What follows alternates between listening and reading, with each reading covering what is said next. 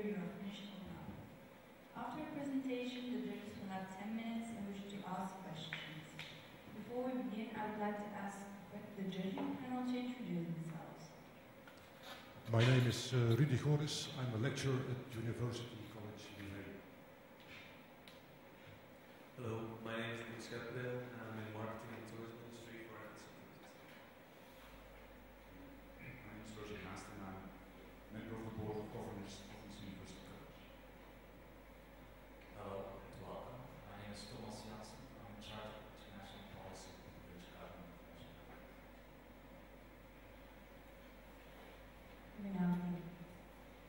Good afternoon.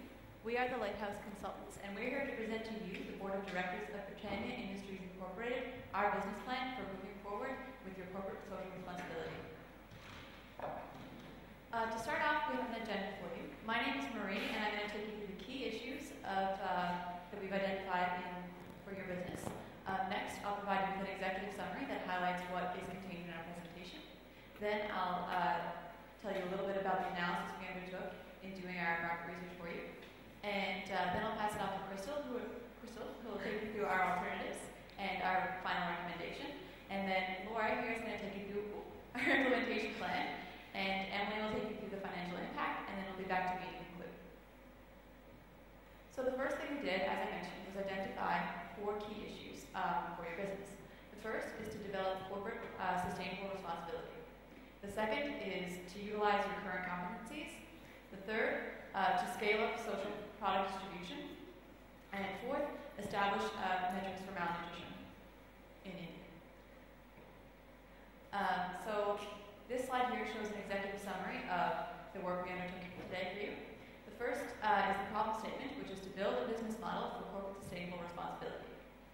Next, we have our final recommendation, which is to form a tripartite committee with government, corporations, and social groups.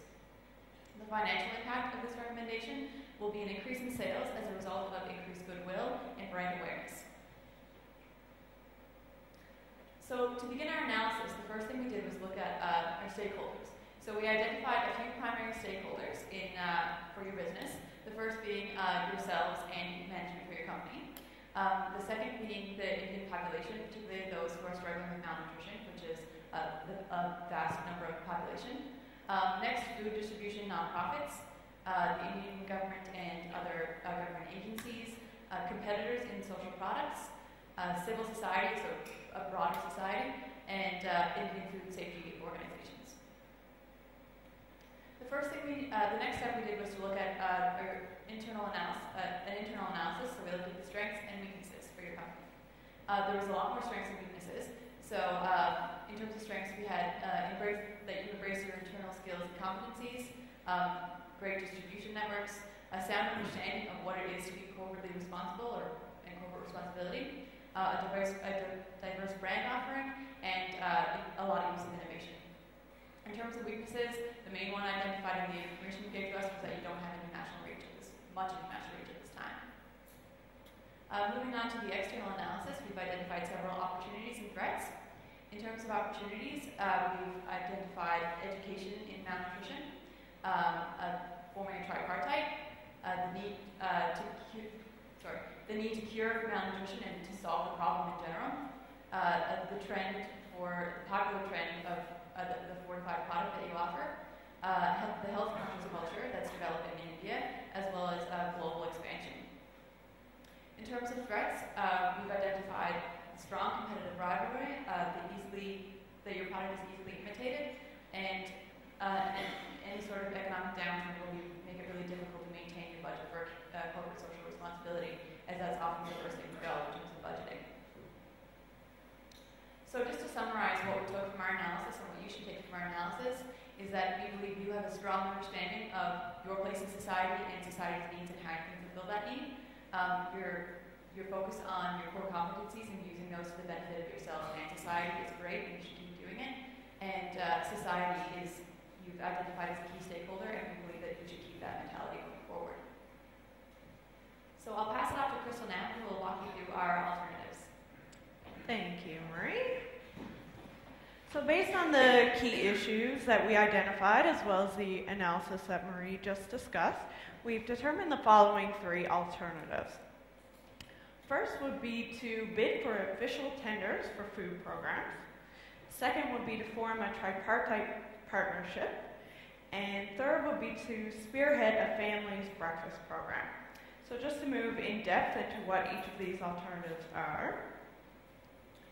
For the first, your company would continue to provide fortified biscuits in partnerships with nonprofit organizations.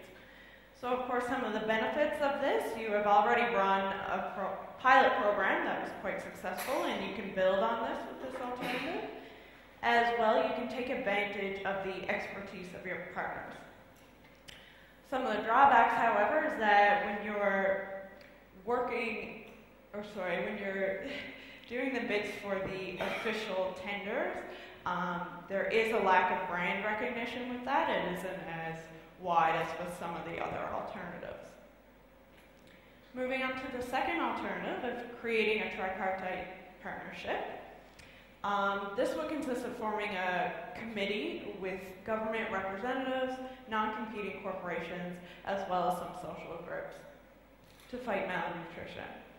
The benefits, of course, this does fit with your core values. It'll lead to a favorable opinion of the government of your corporation. And lastly, it will help to establish you as a leader in social product manufacturing. One of the drawbacks, however, is this isn't something you've done before, so it will require some development of expertise. Moving on to the last alternative, this is to create a social project that involves providing breakfast to families, especially through women's shelters. Some of the benefits of this, of course, is some brand recognition, because this is something you're doing completely independent of any other group. It also utilizes your current breakfast products. However, the drawback is that you haven't established a social program independently before, so again, this will require some expertise. Based on these alternatives, we determined the following decision criteria to choose which would be the best strategy. First, the benefit that this alternative would have on society as a whole, whether it's scalable, if it makes use of your core competencies, and whether it will be of benefit to your reputation and your brand. From this, we chose a scale of 1 to 5, 1 being poor, 5 being strong. And through this analysis, we determined that alternative 2 would be the best strategy. So our recommendation is to create a tripartite between your corporation and non-competing corporations, government representatives, and social groups. I will pass this off to Laura now, who will go through our implementation plan. Thank you, Crystal. Okay, so with the information that you've provided and the analysis that we've completed for you today, we've come up with a 3-phase program. The first step would be to form the tripartite committee. Secondly, we would advise you to start a program which we would like to term Eat Healthy, Think Better. And thirdly would be the long-term initiatives. So with phase 1, first of course you would need to put a proposal together to bring to interested parties that you can try to form a tripartite committee with. So for example, other social groups and government. Once you've established a tripartite committee, it would be best to try to open the lines of communication between the parties, get to know each other, get to know each other's agendas, and try to work together to a common goal. And of course then begin planning malnutrition initiatives. So in the past, you've been working with the World Food Program. So initiatives like this would be considered, of course. Phase 2 would be the Eat Healthy and Think Better program. So essentially this would be more than just going into schools and providing them with biscuits that are more nutritious for them to eat. This would be about teaching the importance of nutrition to kids so that they know why it's important to get proper nutrition. And also what the signs of malnutrition are. Because in a lot of cases, especially with younger kids, they don't realize that they're malnourished. So they may not seek or ask for food that is, of course, better quality. In order to do this, we thought it would be best to enlist some medical students from local universities. For example, in New Delhi, there's quite a nice medical school there. By enlisting medical students from universities, of course, you're getting involved with the community a little more, and you're giving students the opportunity to work hands-on. So although these students would need a little bit of training, they are medical students, so they know the basics. They just need to be taught how to train and teach kids. Also, we recommend to get an endorser for the program, because in India, for example, celebrities are really, really popular. Aishwarya Rai, in case you're not familiar with her, is essentially the Julia Roberts of India. She's extremely popular. She's the favorite actress in India. So if we could approach her, for example, and get her to endorse such a program to educate children about nutrition, it would be really helpful. Based on her past charity work and that type of thing, we would like to assume that she would do such work out of her own time. However, we have allotted for that in the budget as well. We would also like to utilize the Indian festival of Diwali, which is the Festival of Lights. So what we've recommended is actually to package one Diwali light candle with the biscuits. So with every package that is sold, Britannia will donate the equal number of biscuits to schools. In addition, the corporation as a whole would light one light for each child that has been held in the past year. And for each light, of course, a biscuit will be donated as well to the schools. With the long-term initiatives will be phase 3.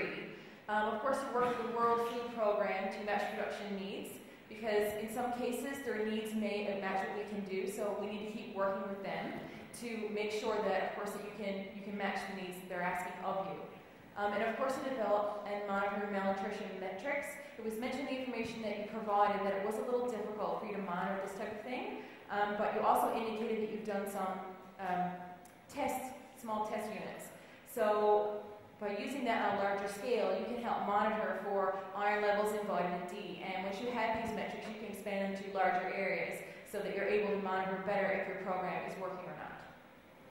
And of course, later, you won't be able to do this right away, but to ensure a percentage of exports remain in India, and this would fall back to the tripartite committee, because currently not a lot of the rice and other types of products that are produced in India stay in the country. Most of it is exported out. So the tripartite committee can help work with the government to try to ensure that a small percentage stays into the country to help fight the malnutrition and food needs. So this would be an implementation timeline for the next 3 years. Phase 1 from the tripartite committee should start immediately, and it will require a little bit of work. It may take up to a year. Phase 2, the Eat Healthy, Think Better program, should start being planned as soon as possible. However, it will be fairly difficult without the committee being completely formed, because you won't have all your resources together. And long-term initiatives, again, you need to start thinking about them early, because they will take a lot of planning. Okay, so now I'm going to pass this off to Emily for the sales forecast. Thank you, Laura. So I'm going to show you the financial side of the recommendation we're providing with you today. So we're projecting that with this recommendation, there will be additional sales influx from the tripartite partnership of roughly 30,000 tons.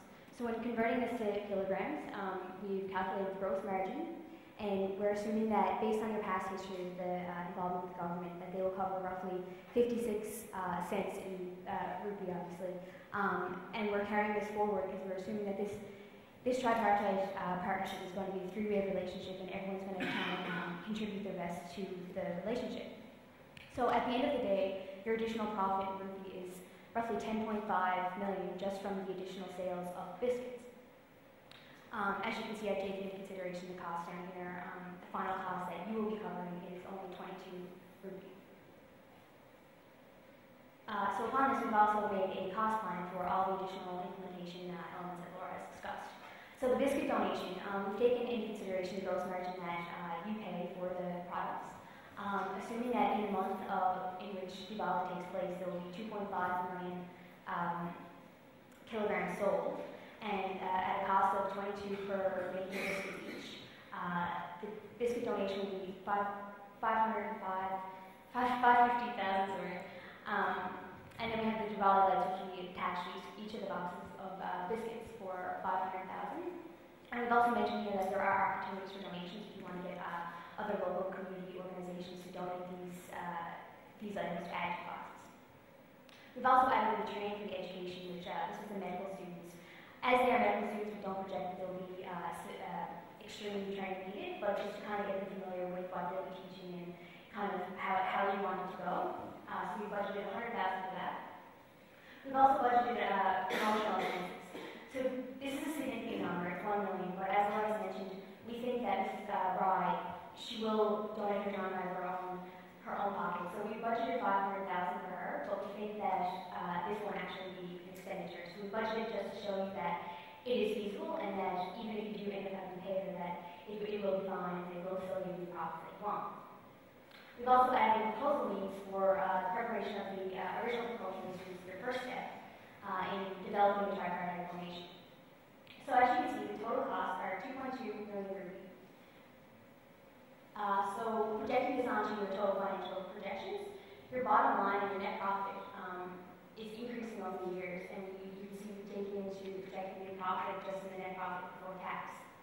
So we've also made the assumption that in year 2 you'll continue to increase in sales just in the tripartite organization and also getting your name more familiarized with giving back to the community. So we projected a 1.5% increase in income there, and also a 0.5% increase in expenses just due to regular inflation and things of that nature. So at the end of the day, by the end of 2013, we expect the bottom line to be $2,112 billion. So that's the end of the financial projections. We've also identified risks and contingencies which could come about in your project, and any sort of risks we've obviously identified ways to mitigate those. So the first risk we've identified is that perhaps this party won't be willing to form the tripartite organization. So obviously this is a huge risk. We know that some people might want to do things on their own, but however, the government and other world food organizations they're very involved in malnutrition in India. So we believe that they will be interested. However, if they're not, we're going to reach out for singular partnerships, so just one of those particular organizations. The second risk is that obviously your production needs are limited. That's why we have identified 30,000 tons as your production. Obviously, to mitigate this risk, you have strong relationships in outsourcing your production. And we believe that if the World Food Organization would prefer or demand even higher demand, then we will go ahead and outsource that. And that would be a problem. We have those relationships developed, and those costs we already incur, so it'll just kind of add to that, and it'll be same outcome. So I'm going to pass it off to Marie now to bring back our key issues and to conclude. So as Emily mentioned, we've returned to our key issues that we mentioned at the beginning of the presentation. Develop corporate sustainable responsibility, utilize current competencies, scale up social product distribution, and establish malnutrition metrics. We believe that with our recommendation of forming the tripartite committee with government, other corporations, and not-for-profit organizations, you'll be able to address all these key issues and have a lot of success going forward in India in the future and have a real impact in terms of corporate responsibility. That concludes our presentation, so we'd like to invite you to ask any questions you may have at this time.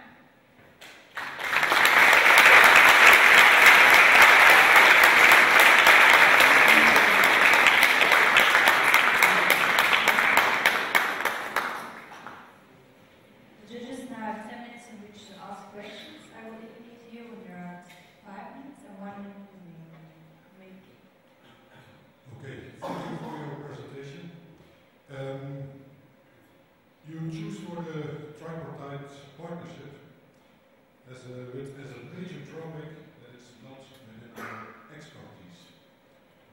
Don't you think it is risky by doing that? It is, yes. However, we believe that we have done past programs with development, as I said, that covered a certain percentage of the cost with the Muddy Meals program, and again with the World Food Organization. So they are, you haven't done a three-way relationship before, you have done a one-way relationship type relationship. So we believe that in a three-way, it's more obviously stakeholders, but again, it's not something you have done in the past, but it is not significant risk. Just to add to that, based on the type of work that you're doing, it's unlikely that it would be difficult to make tripartite because most organizations want to be involved with something that helps improve communities and just help people. So it would be very unlikely that you would be met with other organizations who don't want to form tripartite with you. Okay. Can you please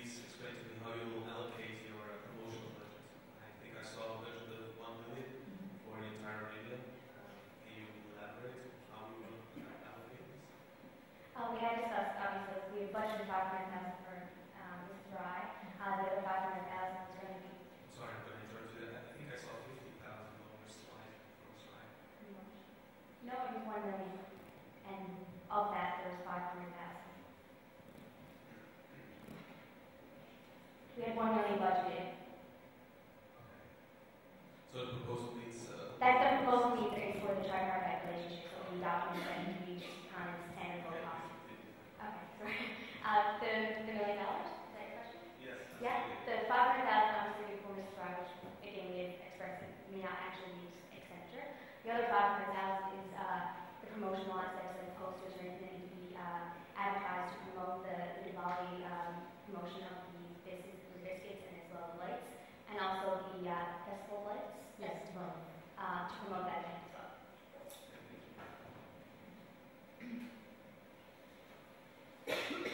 In your SWOT analysis, you mentioned that there's no international reach as the only weakness. Is there no competition in this area, according to you? The competition aspect would have been included in the external part of that in the threats. So obviously that any relationship you form in terms of corporate social responsibility can be imitated by competitors. So we did, of course, take that into account when we addressed our recommendation. Okay. And I have another question. You mentioned that you have to prevent, or we have to prevent, export from leaving the country. Have you analyzed why export leaves the country and what we as a company can do about this? Well, from the information that was provided, there was no indication of why the high percentage of exports had to leave, so we were just making some assumptions based on the information that you provided. But why is it important that the exports don't leave the country? it's important because of the amount of malnutrition that is in India. It's almost ironic that they're producing so much product that's being exported and then none of it's staying at home. So what we're suggesting in terms of addressing that in the long term is allowing companies to export as they will because that's where the profits are, but ensuring that for the amount of profit they're making, a certain percentage is remaining in the community and is being sold at an affordable price. Will that increase supply in the country and then increase demand for our product? Yes, in the long term, yes, but I believe in the long term your company is also focused on removing malnutrition. So I believe that being the end goal and that huge focus on corporate responsibility, that would be okay. And your sales in terms of your regular food going towards through the regular retail distribution is the bulk of your business anyway. So that wouldn't be changed. So it's included in your margin and predictions for the coming years that exports will increasingly stay in the country. So our sales will diminish as well. In terms of our cost plan and our revenue estimations, those are for the short term. In terms of the amount of effect that the fewer exports will have, that's a much more long-term projection than we made today. Your third step, you think around breakfast programs. Why focusing on breakfast?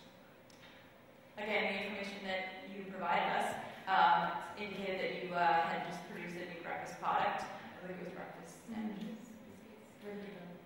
So that's where we were with that one.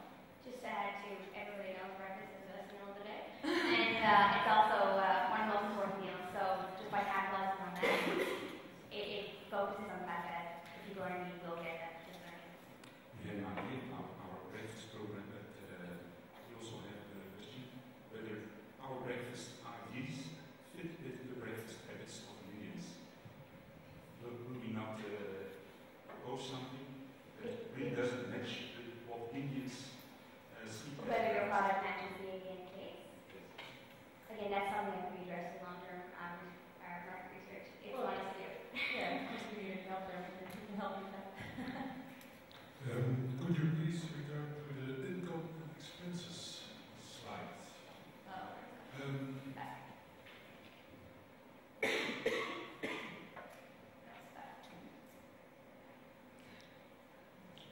I suppose that income is all sales revenue, expenses is marketing expenses and production costs. What are the evolutions of the production costs proposal? The additional costs, the evolution. We've added on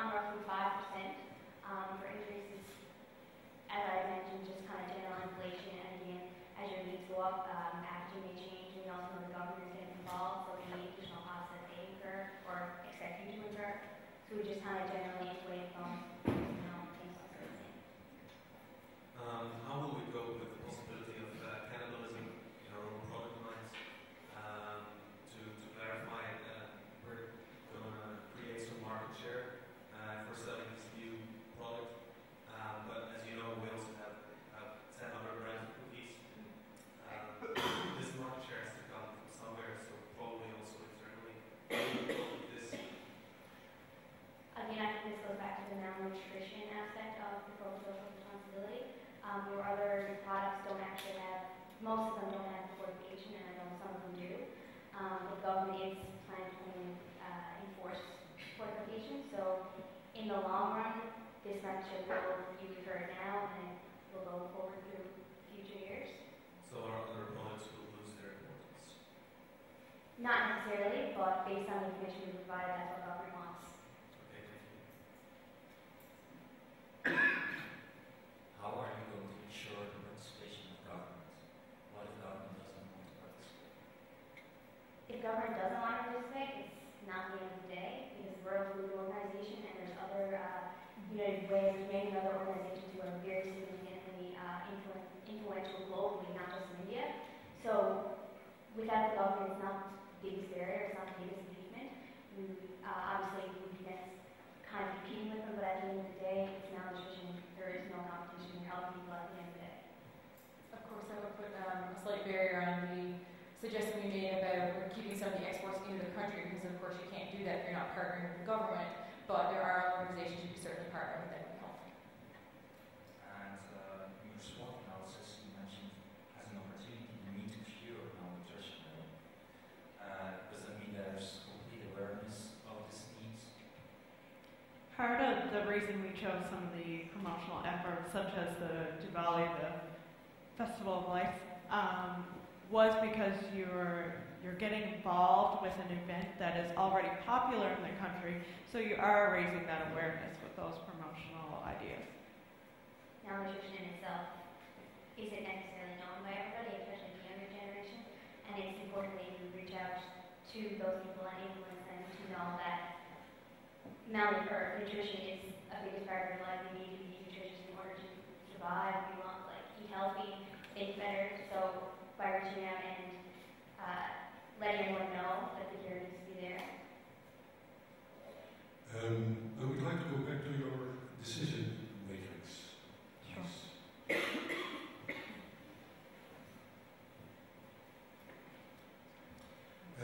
I see a lot of criteria, which are very valuable criteria, but did you also go with the financial aspects of those three alternatives?